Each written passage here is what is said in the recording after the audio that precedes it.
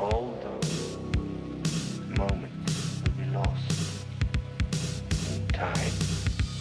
Hey guys, and welcome back to my channel. So today we're going to be talking about an article that one of you actually sent me. Thank you so much for sending me this article. Here's the person who sent it to me. This is their Instagram. So if you've been watching me for long enough, you know what my stance is personally about me having children. Which is a no. I don't want children. I never have, and I likely never will. I was sent this article that's titled, "Having Pets Instead of Kids Should Be Considered a Psychiatric Disorder." Let's just try and keep an open mind about this, okay?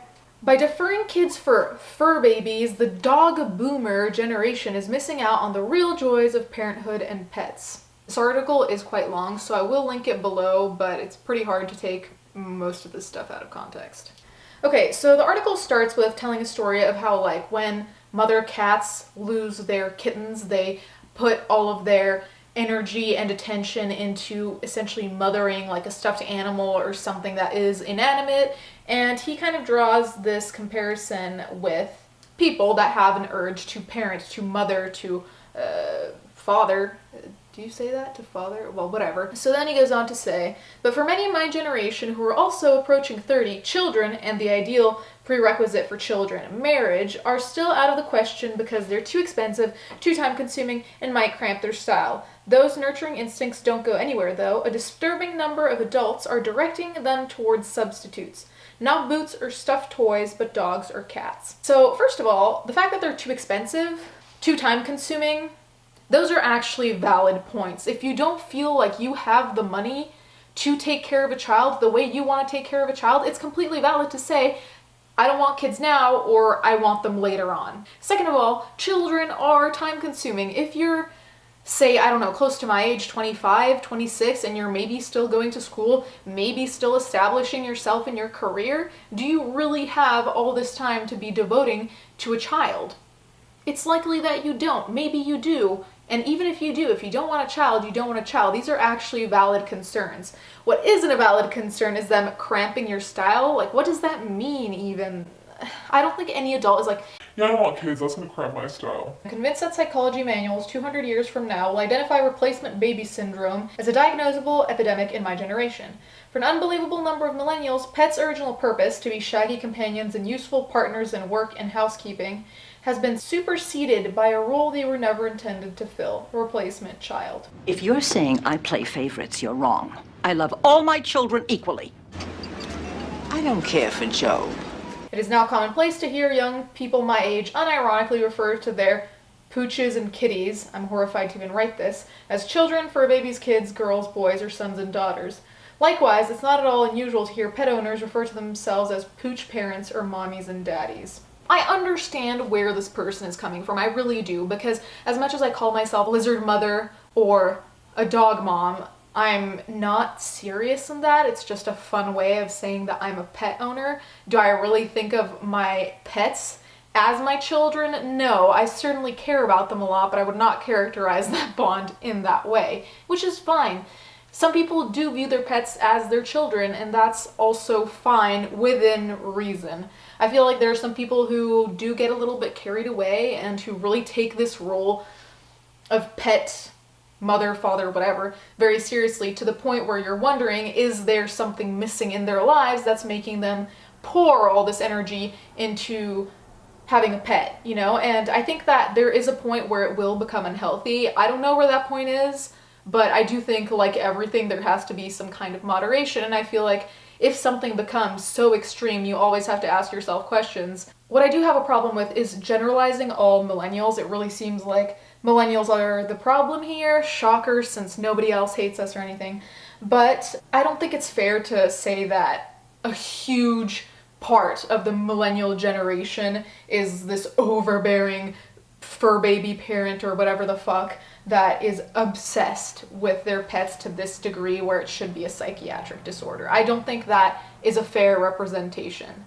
Though there are a lot of people now that are deciding to wait, a lot of people who are deciding to not have children, and a lot of people who are opting to have pets instead. And like I said, there are a lot of valid concerns for that. Another point that the author tries to make here is that a lot of people are saying that they don't want to have kids because they're expensive, but a lot of people are actually spending way more money on pets. And the examples he uses are pretty extreme because he talks about those people who like have clothes for their pets like on a daily basis, or those people who have rubber tongues for licking their cats and shit.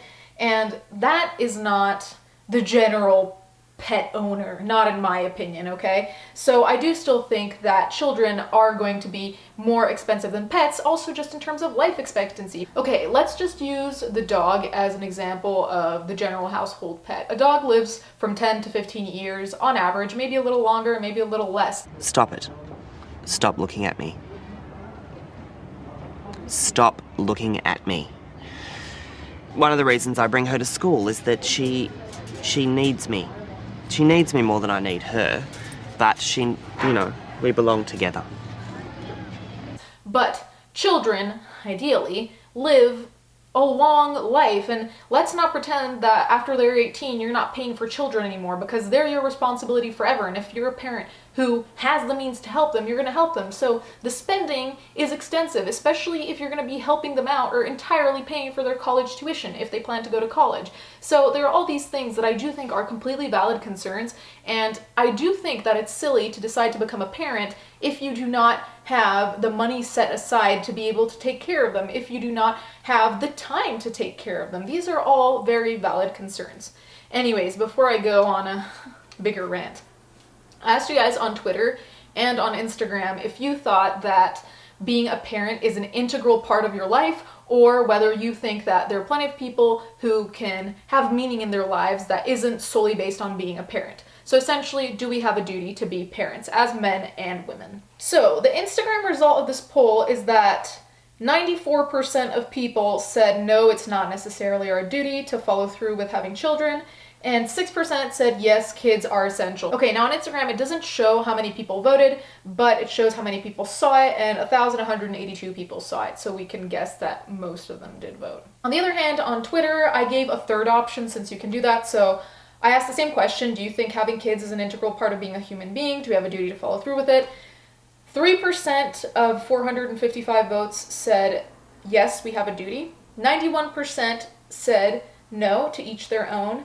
And 6% said, I'm undecided. So in the comments on Twitter, people were sharing their personal perspectives, and one of the common issues with having children that people were mentioning is that they have either physical or mental illnesses that they don't want to pass down, which is potentially a valid reason, according to me anyways, in my opinion. A lot of people were also mentioning the fact of overpopulation, so I think the question changes based on the current state of the world. How dramatic. But if we were in underpopulation, I could understand that we would have this discussion of it's our duty to keep, the world populated, which I completely agree with. The fact is, we are now overpopulated, so this duty is changed in the sense that we already have enough people, so we're not in the situation where we have to keep the world populated, if that makes sense.